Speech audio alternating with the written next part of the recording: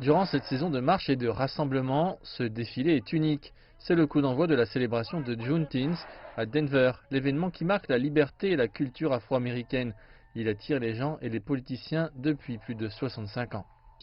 Vous voyez cela? Tant de gens sortent.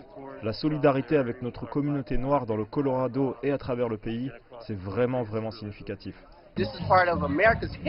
Il a fallu du temps pour que cette date soit largement appréciée en Amérique et pour que Juneteenth gagne en popularité. Ce n'est que dans les années 80 que le festival du 19 juin a pris son envol dans des endroits comme Denver.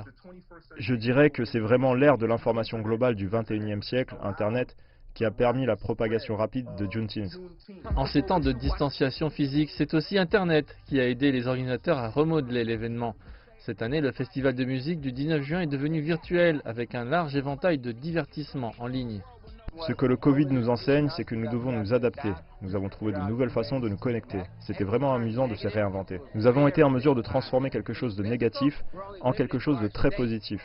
Quand c'est physique, nous sommes limités à notre état. Mais quand c'est virtuel, nous avons le monde entier. Juneteenth n'a pas la présence physique des années précédentes, mais certains disent qu'il est devenu plus pertinent que jamais, étant donné les protestations sur l'injustice raciale aux États-Unis. Oui, je dirais que le 19 juin est en train de prendre une signification particulière en 2020.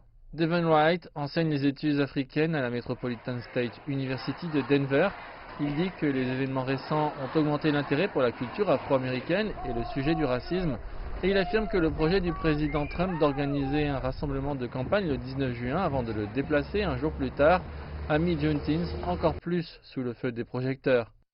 Les nouvelles sur cela, les informations sur cela vont être diffusées d'une manière qui peut-être n'a jamais été vue. Un peu comme pour les manifestations, les visages derrière ces masques sont venus de toute la ville.